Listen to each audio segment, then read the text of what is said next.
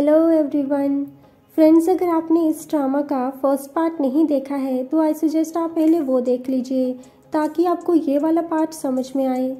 आगे मारी गुस्से से ड्राइव कर रही होती है जिस वजह से इसकी एक कार के साथ टक्कर हो जाती है, पर ये आदमी इसका फेस देखकर इसे जाने देता है तो इसकी गर्लफ्रेंड इस पर गुस्सा करती है क्योंकि इसे लगता है कि इसने सुंदर लड़की को देखकर इसे जाने दिया। इसके बाद मारी अपनी मॉम से मिलती है और ये बहुत ज़्यादा उदास होती है तो मॉम इसे राफेल ने जो स्पर्म कीमोथेरेपी से पहले फ्रोज करवा के रखा था उससे आर्टिफिशियल इंसेमिनेशन करवाने के लिए कहती हैं और कहती हैं मैंने एक डॉक्टर से बात कर ली है, उसे स्पर्म यूज़ करने के लिए राफेल की परमिशन भी नहीं चाहिए। दूसरी तरफ राफेल को देखते हैं जो कि ड्रामा देख रहे होते हैं और ये अपनी मॉम को मिस करते हैं क्योंकि बचपन में वो अपनी मॉम के साथ ड्रामा देखा करते थे। यहाँ वूरी घर आती है तो देखती है कि नानी रो रही हैं तो ये इनसे रोने का रीज़न पूछती हैं तो ये बताती हैं कि इसकी मॉम का प्रोड्यूसर बॉयफ्रेंड पैसे लेकर भाग गया है। तो वूरी मॉम पर गुस्सा करती है और कहती है आप ये सिंगर बनने का सपना छोड़ क्यों नहीं देती हैं। और फिर इसे याद आता है कि मॉम का सिंगर बनने का सपना इस वजह से पूरा नहीं हो पाया था क्योंकि उनकी एक बेटी थी। तभी यहाँ पर कांगजे आते हैं और इससे उदास होने का रीज़न पूछते हैं तो ये इसे मॉम और प्रोड्यूसर वाली सारी बात बता देती है। ये कहता है तुम चिंता मत करो, मैं ये सब संभाल लूँगा। तो वूरी इसे थैंक्स कहती है और ये शादी के बारे में बात करने ही वाली होती है तो कांगजे को समझ आ जाता है कि वूरी क्या कहने वाली है और इसे अपने फ्रेंड की बात याद आती है कि हमेशा एक लड़के को पहले प्रपोज करना चाहिए। तो कांगजे वूरी की बात कंप्लीट नहीं होने देता और कहता है हमें अब चलना चाहिए। यहाँ पर कार वाले कपल को देखते हैं जो कि अभी तक आर्ग्यू कर रहे होते हैं।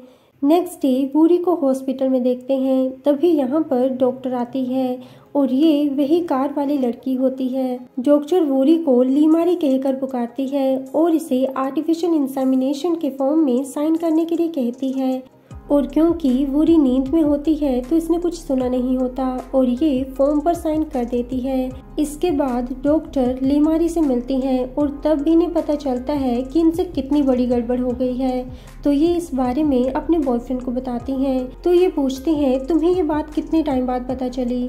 डॉक्टर कहती है 2 हफ्ते बाद। तो ये कहता है 2 हफ्ते और रुक जाओ और अगर तुमने अभी इस बारे में उन्हें बता दिया तो तुम्हारा लाइसेंस रद्द हो जाएगा और अभी भी 50% चांसेस हैं, अगर वो लड़की प्रेग्नेंट नहीं हुई तो किसी को कुछ पता नहीं चलेगा। और यहाँ पर कांगजे सभी के साथ मिलकर अपने मैरिज प्रपोजल की डिस्कशन कर रहा होता है। आगे मारी राफेल को आर्टिफिशियल इंसेमिनेशन के बारे में बताती है तो राफेल कहता है मैं तुमसे डिवोर्स चाहता हूँ, फिर भी तुमने मेरा लास्ट फ्रोजन स्पर्म यूज़ कर लिया। मारी कहती है पर मैं डिवोर्स नहीं चाहती। राफेल कहता है डॉक्टर ने मेरी परमिशन के बिना ऐसा कैसे कर दिया। मारी कहती है मैं तुम्हारी वाइफ हूँ तो उन्हें तुम्हारी परमिशन क्यों चाहिए। तो राफेल इसे यहाँ से जाने के लिए कहता है और गुस्से से टेबल का सारा सामान नीचे फेंकता है।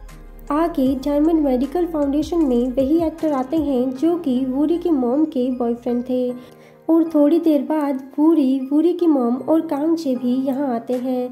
इसके बाद यहाँ पर एक्टर का इंटरव्यू स्टार्ट होता है तो एक रिपोर्टर इनसे इनकी प्लास्टिक सर्जरी के बारे में पूछता है तो ये कहते हैं ये बस एक अफवाह है और तभी इनकी नज़र वूरी की मॉम पर पड़ती है तो ये इन्हें देखने लगते हैं और फिर बाकी रिपोर्टर्स के क्वेश्चंस का जवाब नहीं देते तो राफेल इस बात को संभालने लगते हैं। पर तभी यहाँ पर कांगजे आते हैं और ये एक क्रिमिनल को पकड़ते हैं।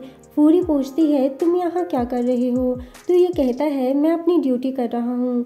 तो वूरी की मॉम वूरी को यहाँ देखकर यहाँ से जाने लगती है तो एक्टर वूरी की मॉम का नाम लेते हैं।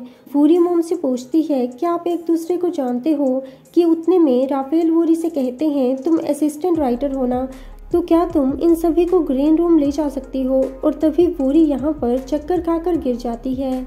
ये सब वूरी को हॉस्पिटल लेकर आते हैं तो डॉक्टर इसे बताते हैं कि ये प्रेग्नेंट है तो राफेल क्लैप करने लगता है पर ये सब हंसते हैं क्योंकि इनके हिसाब से तो ये बिल्कुल भी पॉसिबल नहीं है। पर फिर मॉम कांगजे की तरफ देखते हुए कहती हैं कहीं तुमने कुछ।